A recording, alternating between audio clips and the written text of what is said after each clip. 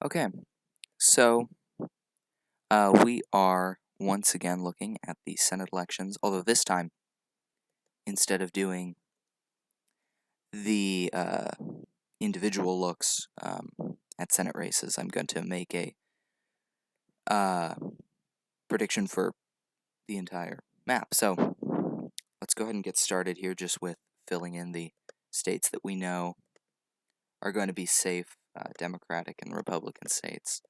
I am going to characterize New Mexico and Virginia as safe. I don't really think there's much of a reason for them to be competitive. Um, so there are a lot of southern elections here. Now, some of them I could have left blank for a minute, like Mississippi and South Carolina. These are races that probably will get more narrow, but the Republicans are still going to win them.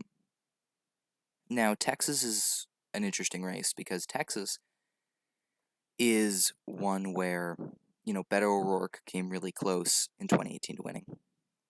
The state is narrowing if you look at everything. But Beto O'Rourke said he won't run for this seat again. Well, actually, it's a different seat, but he won't run for Senate again. And so if he doesn't, I don't know that there's a Democrat that could really win. So I'm going to go ahead and say that that's a Republican hold. Actually, Minnesota's probably not going to be very close. Tina Smith is going to win that one. Colorado's interesting. I've done an individual video for Colorado, so you can go watch that if you want to. So I'm not going to explain this one too much. I do think that it's going to be a flip when John Hickenlooper wins the Democratic nomination. I think it'll beat Cory Gardner. If we look at Kentucky, this is the other one that I've done a video on so far. I might make another Senate, another look at a Senate race later today. But Kentucky was one that I did earlier, and so again, you can hear my full explanation in that one. I do think that the Republicans are going to hold this. I don't know how close it's going to be. Yeah, I don't know. It could be really close. It could be pretty significant, but I don't think it matters. I think it's still going to be McConnell. I mean, if you look at Arizona, Arizona is a state getting much more Democratic, and I really do think that it's going to be a uh, a significant. I think the Democrats have a very good chance of picking up that seat. Martha McSally's not a strong candidate. She lost in 2018. She only became a senator anyways because she took McCain's seat. Um, so I think she's probably going to lose. If we look at, let's go to Georgia. Now, there's two elections in Georgia. I think that the normal election is probably going to be a Republican hold. I'll come back to the special election. New Hampshire's another state that it could be competitive, but probably won't. I think Jeanne Shaheen's um, pretty much, she's very likely to win. Let's just say that. I think she's put that one away. Michigan is another one kind of like that, although I do think it could be a little closer than New Hampshire.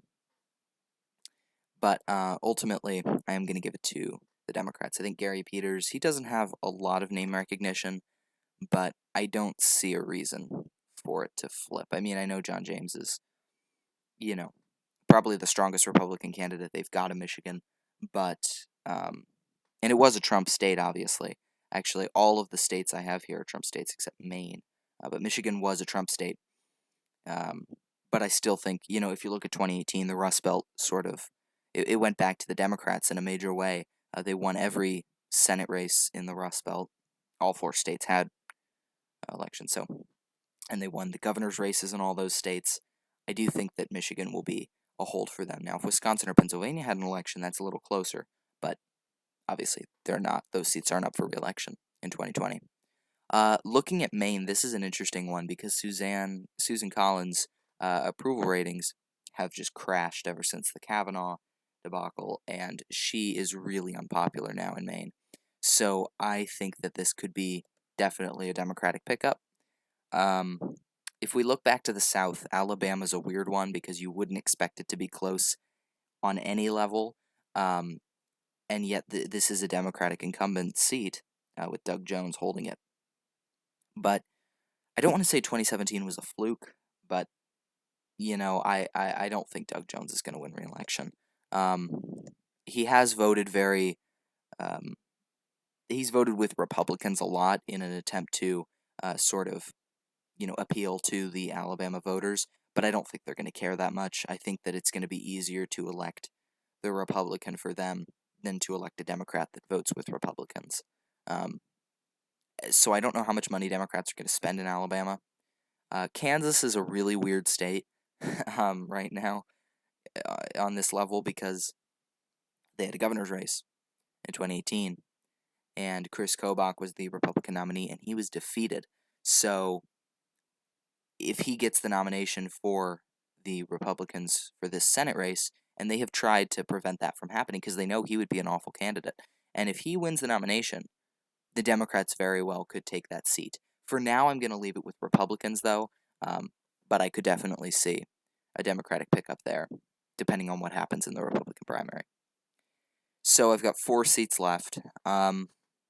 The Georgia special election, I'm going to go ahead and just give that to Republicans. I think it could be competitive, and it does depend on the candidate, but Stacey Abrams I don't think is running, so I don't necessarily see that as being a Democratic win right now. So that leaves us with 3 more seats, and these are 3 that really could go either way, but I'm going to give Iowa to the Republicans.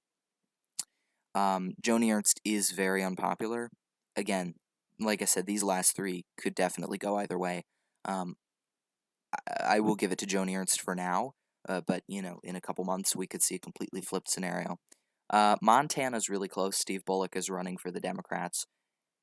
It could be a Democratic pickup, definitely. He's got name recognition. He ran for president. He was the governor. So Bullock definitely could win. For now, I'm going to leave it in the Republican camp. And then that brings us to North Carolina, which, again, I do think this one could be really close.